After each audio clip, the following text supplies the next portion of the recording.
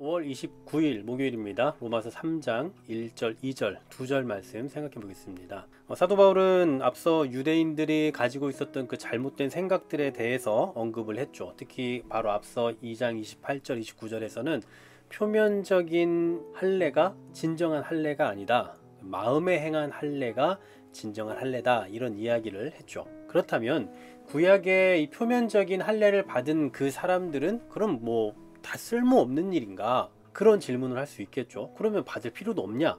그리고 받은 건 아무 의미 없는 거냐? 이런 질문을 할 수 있을 거예요. 거기에 대한 대답을 이제 오늘 본문부터 해주고 있습니다. 먼저 1절에 보시면 그런즉 유대인의 나음이 무엇이며 할례의 유익이 무엇이냐? 그러니까 앞서 언급했던 대로 이 표면적인 유대인, 표면적인 할례를 받은 그 사람들의 유익은 과연 없는 거냐라고 할 때 그렇지 않다라고 이야기합니다. 그 이유는 뭐냐? 2절에 범사에 많다. 자, 우선은 그들이 하나님의 말씀을 맡았다라고 말씀하죠. 그러니까 사도 바울은 하나님께서 내신 그 거룩한 제도들 있잖아요. 겉으로 나타나는 형식적인 그런 제도들을 결코 무시하지 않아요. 전에도 한번 말씀드린 적이 있지만 그냥 겉은 필요 없고 속 내면만 중요하다 이런 거 절대 아닙니다.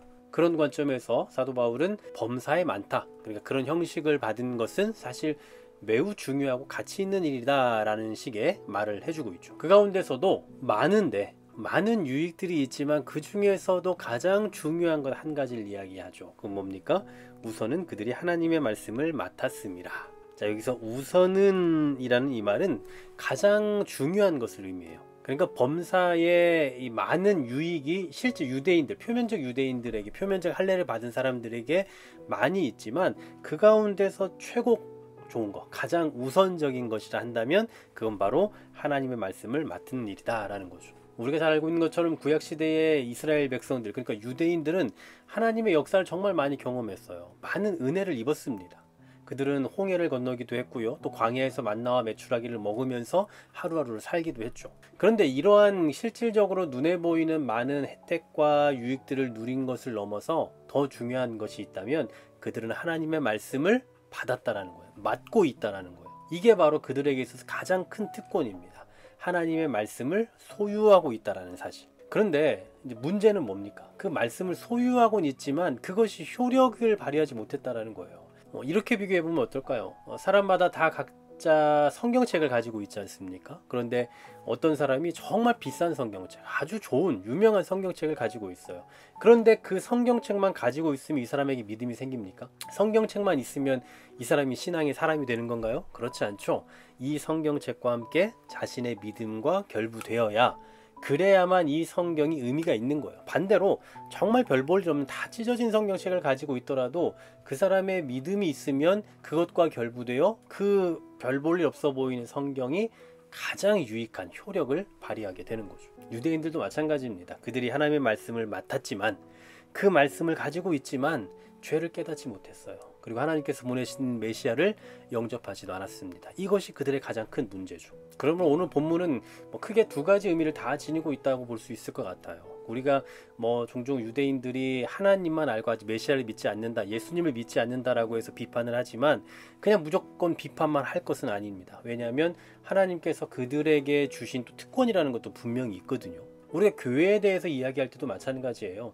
기도의 의미가 중요하다, 예배를 바르게 정확하게 드리는 게 중요하다, 이런 어떤 의미적인 측면을 중시하지만 그렇다고 해서 그 의미만 중요하냐? 라고 할 때 그렇지 않잖아요. 형식도 분명 중요한 거잖아요. 기도의 의미를 살려서 하지 않으면 그 다 기도 필요 없다, 이렇게만 또 말하면 안 되는 거 아니겠습니까? 그러므로 유대인들에게도 분명히 특별함이 있고 또 그들에게도 복된 사실이 있다라는 거죠. 하지만 단지 그것을 가지고 있다는 것만으로 끝나는 것은 아니다라는 거예요. 중요한 건 깨달아야 하는 거죠. 그걸 갖고 있다는 것으로 끝나는 게 아니라 그것을 가진 사람으로서 그것이 주는 효력을 누리고 느낄 수 있어야 된다라는 사실입니다. 오늘 이 묵상을 대하시는 모든 분들은 그리스도인이죠. 네, 성경을 소유하고 있고 또 예배도 드리며 기도 생활도 하시고요. 나름의 신앙 생활들을 다 하시면서 그것으로도 부족한 이렇게 또 매일같이 큐티도 하시는 거 아니겠습니까? 이 형식을 절대 무시할 수 없습니다.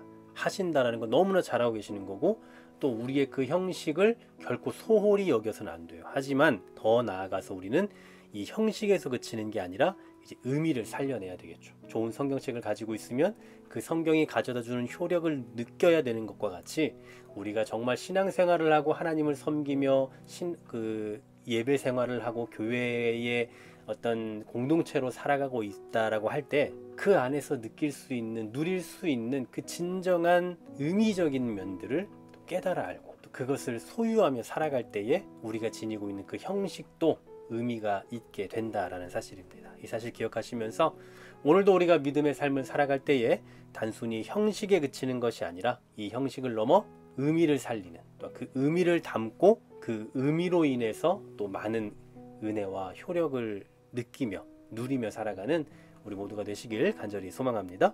하나님, 우리에게 정말 귀한 어떤 형식이라는 것도 주셨는데 이 형식을 결코 소홀히 여기지 않는 우리가 되게 하여 주시옵소서. 우리에게도 분명 이 형식을 갖고 있음으로 말미암아 얻게 되는 유익이 있다라는 것 기억하게 하시고 거기에서 그치지 않고 더 나아가서 그것이 가져다주는 그 의미를 살려내고 그 안에서 진정한 효력을 경험하며 살아갈 수 있는 우리 모두가 되기를 소망하오니 주여 오늘도 이 말씀 가운데 거하고자 하는 자들 가운데 함께하여 주시고 은혜를 허락하여 주시옵소서. 예수 그리스도의 이름으로 기도하옵나이다. 아멘.